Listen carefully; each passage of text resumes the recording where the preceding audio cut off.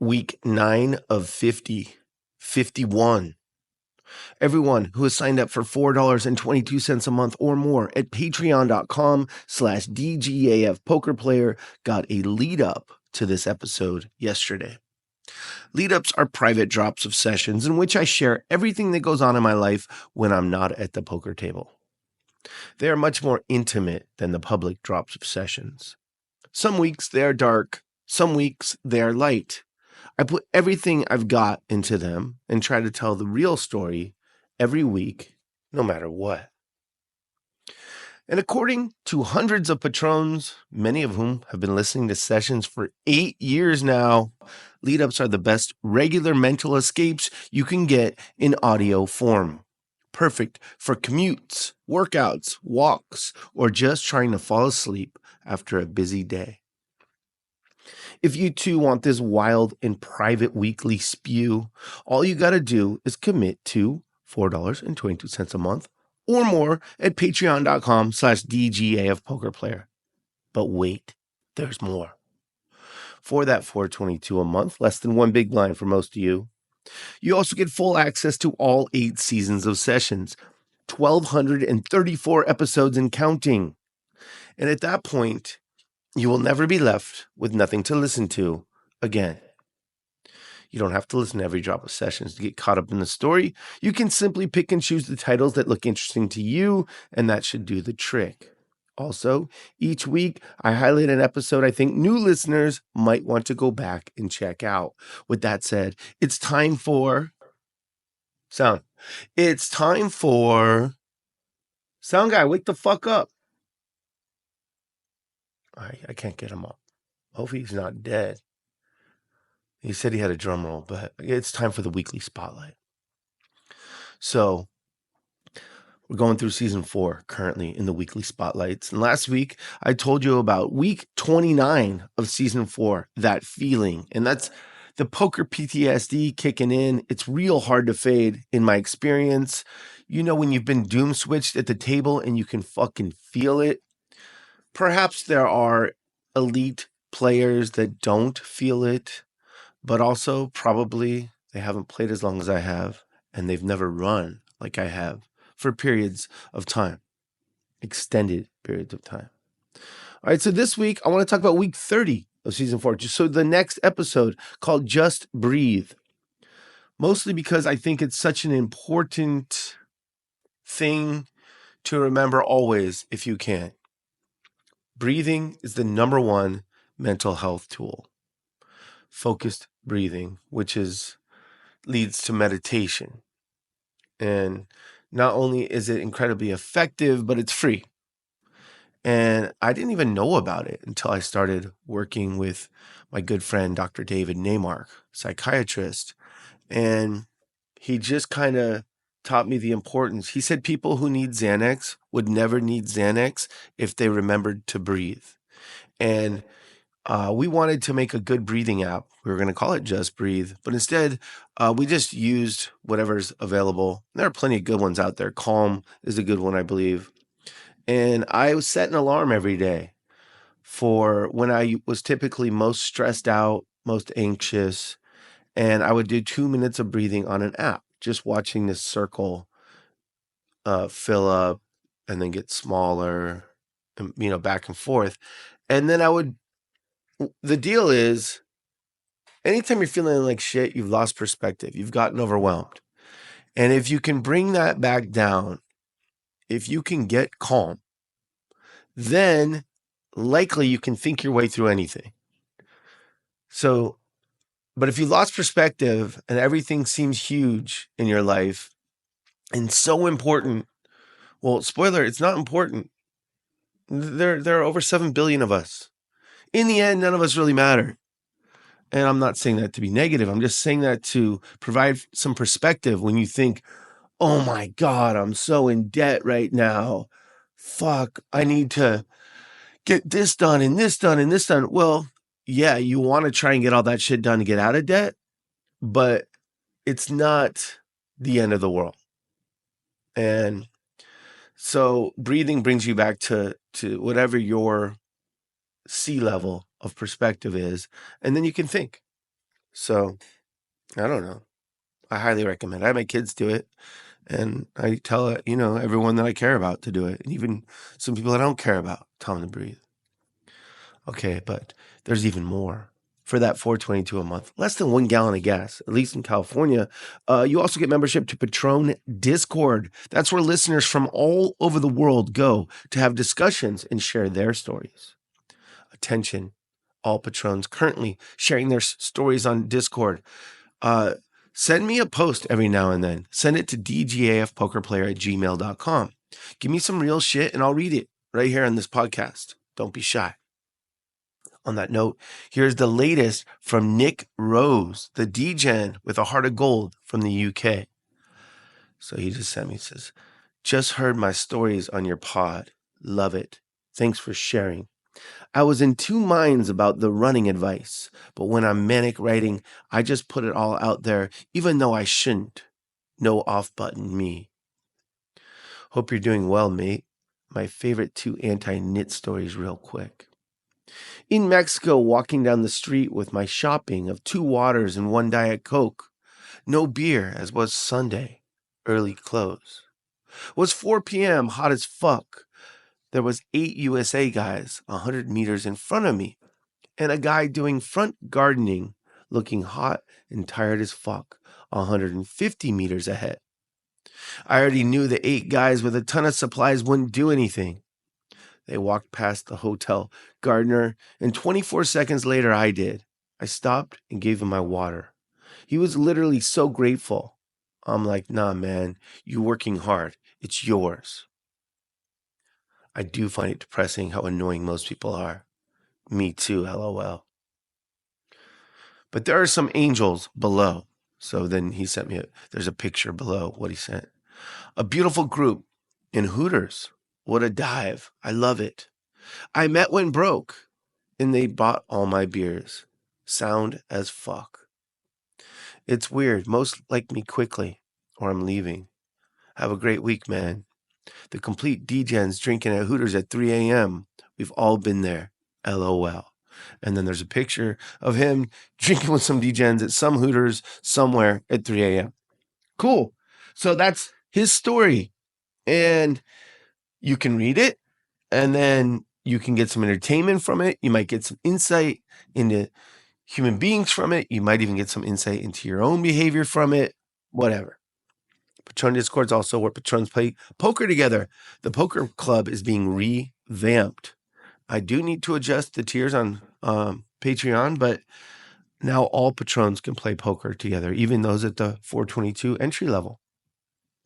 And I believe a big tournament is coming up March 29th. I believe me and Miss Scorsese will be playing, and there will be bounties on us. So, go to Discord for updates on that. And you can also bet sports together with no VIG. That's huge on Discord. And you can buy pieces of me when I play on stream with no markup. And in theory, that's huge. Why? Because I'm a very winning player, believe it or not. All right, check out all the details of all the perks that come with each subscription tier one last time, or maybe not, at patreon.com/DGAF poker player.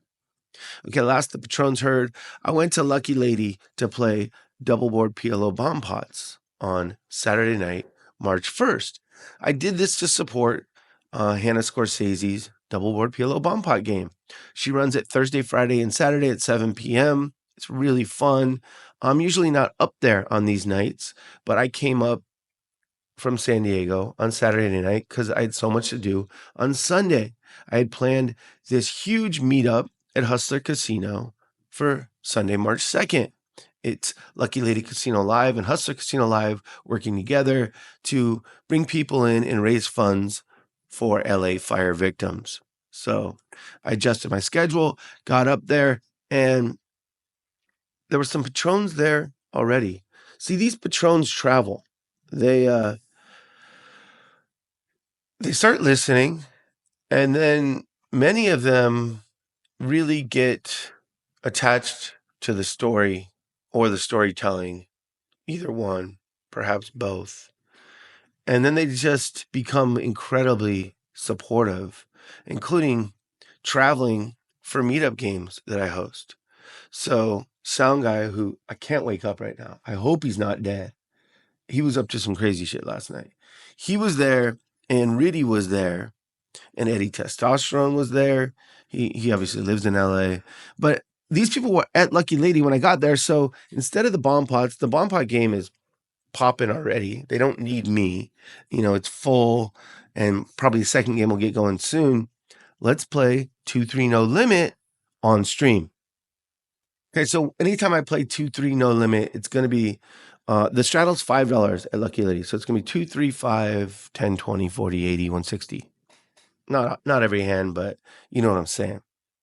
So another thing about Patrons, even if you think this podcast is dog shit, you might want to sign up, because Patrons are typically very, what's the word?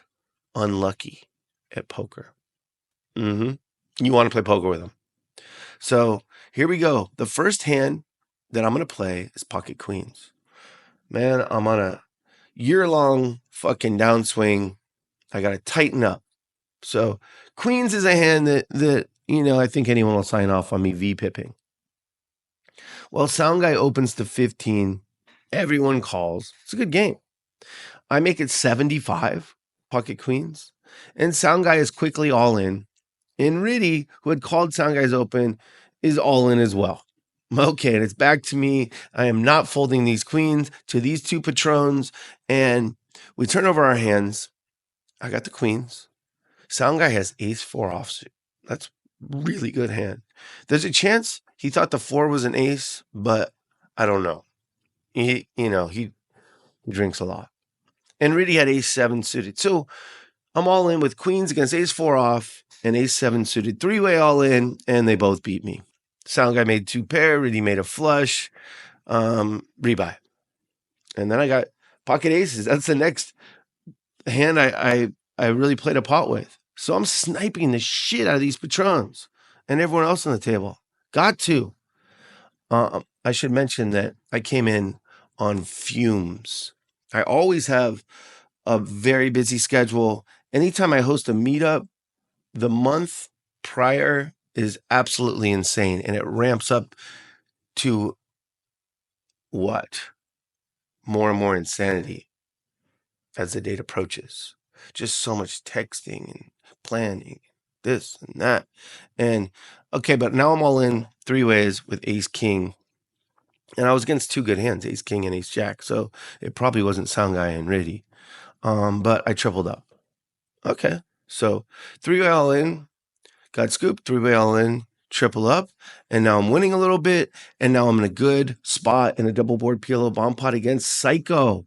She is a director, she's a host, she's a big part of our show, and we've reached the cap on the turn, and I have a boat on one board. It's 4-4-3-9, I believe, and the other one I have top pair and some equity. She has top pair, better kicker, and so she has, better equity on the top board, but I have her crushed on the bottom board.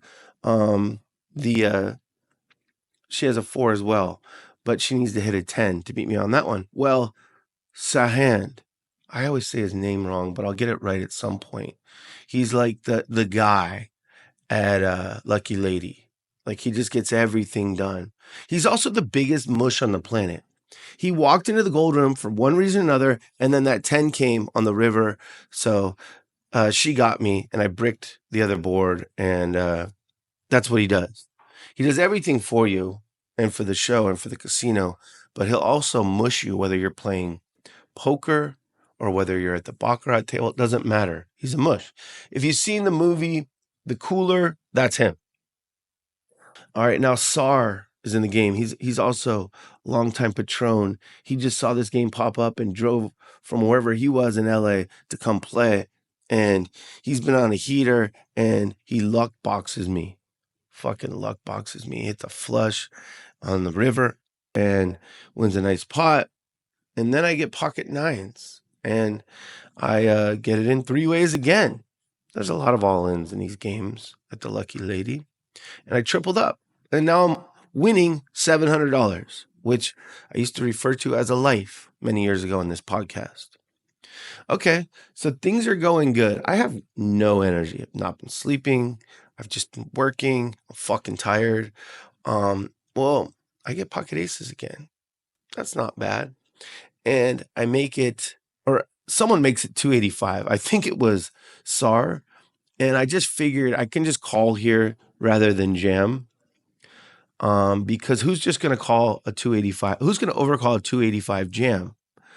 Well, sound guy is, and he can't hear me because he's unconscious. But so he overcalls 285. I'm a bit surprised at his overcall. And why am I just flying with aces? As mentioned, I don't think anyone else is going to overcall. And I want to slow roll SAR. He just slow rolled just money JM. I want to get some revenge for JM, who's sitting next to me.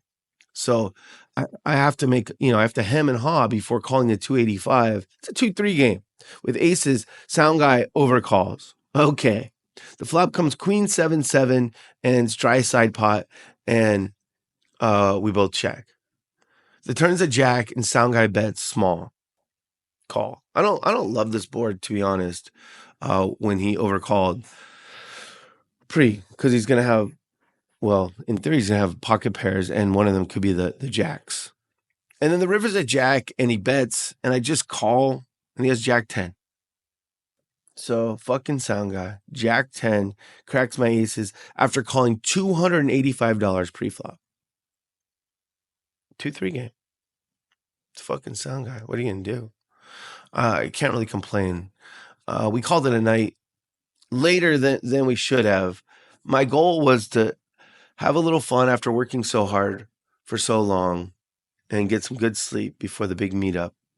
And I didn't. We stayed pretty late, but I won a nice 10 speed. And if you don't know, I work for Cal Worthington Dodge. We saw all kinds of cars. I don't know if we sell 10 speeds.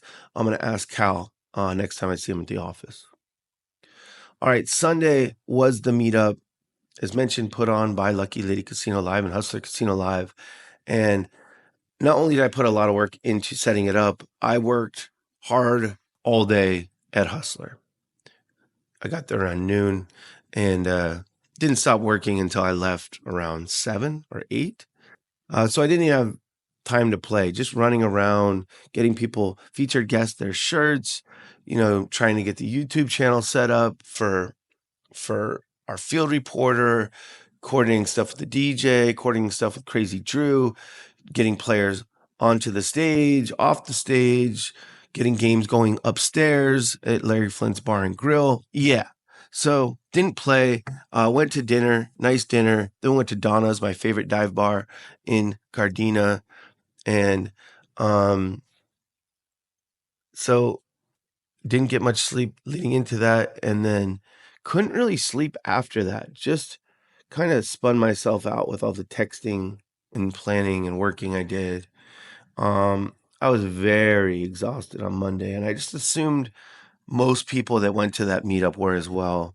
And so I thought I was just going to play at the Gardens that night, short session.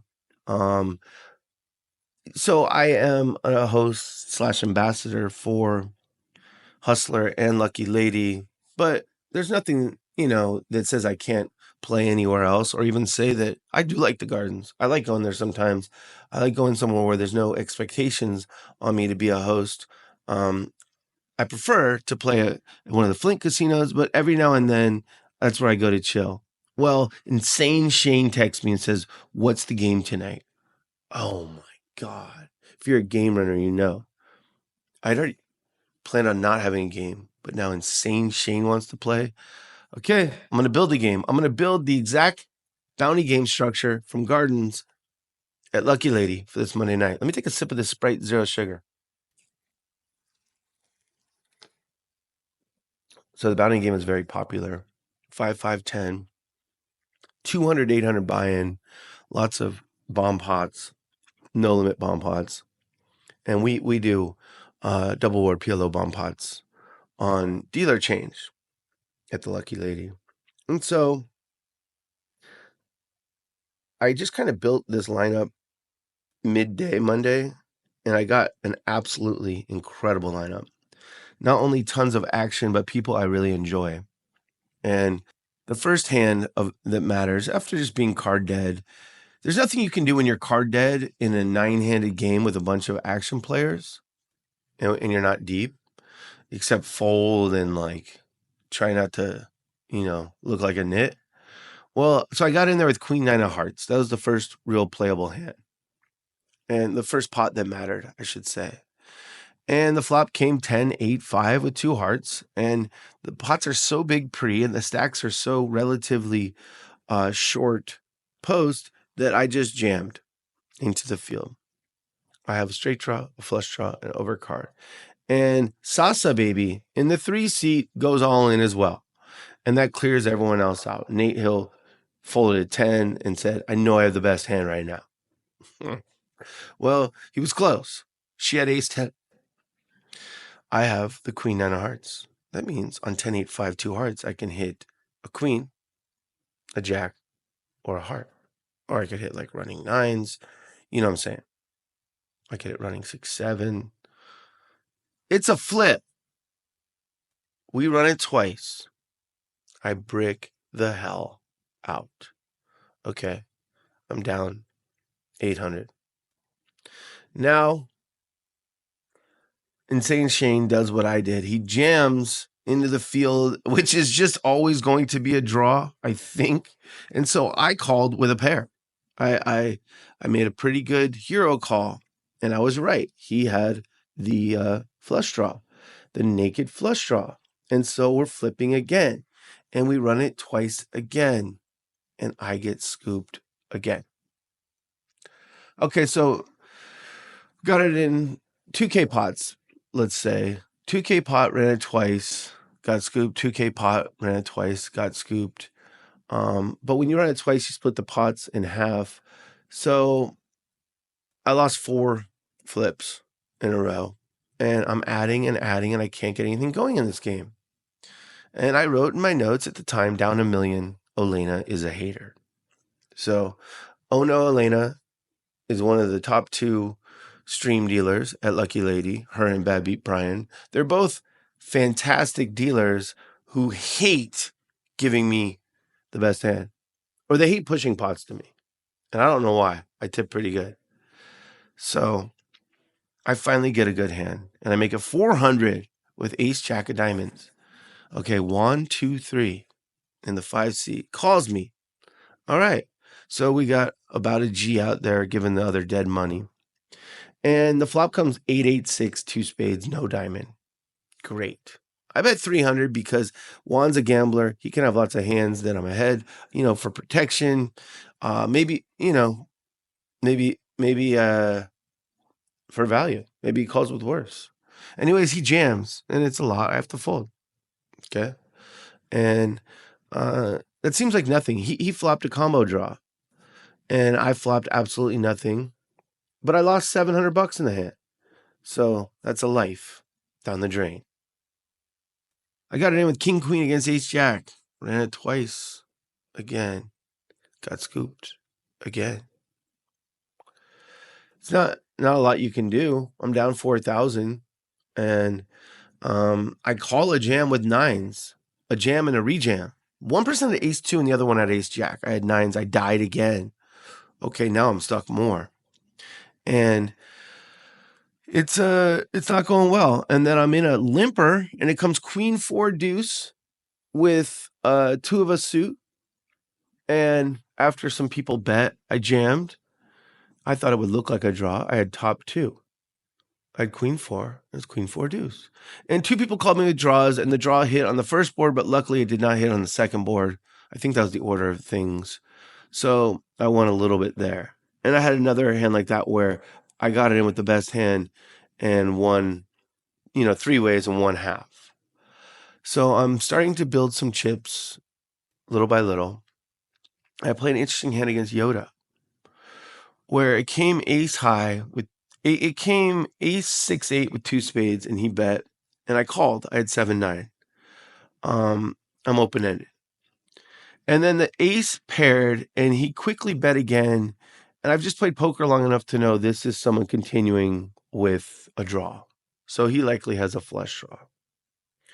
And when I think I don't always call with open-ended straight draws on flush draw boards when the top card pairs, but if I know, and I say no, not 100%, but I know he has a draw, I'm not folding because I can hit and catch a bluff. I can hit a pair or a straight and catch a bluff, or I can bluff if we both miss. So if the river's a spade, I'm not putting a chip in, but it's not. It's a king, and now he checks. And so I bet what looks like a value bet. He thinks for a long time and calls with king deuce of spades. I had the hand read fucking perfectly, but he rivered a bluff catcher, and he didn't even like calling, but he did. And that's just really rough. It just is. Okay, you got him. He's got a draw. It could be a straight draw too. Probably not. Probably a flush draw. And the king comes. The only thing you're going to lose to when he checks and you bet with your missed fucking 9 high is if he had king X of spades, and that's what he had. And I try to, I'm losing quite a bit on this night. I'm trying not to tilt.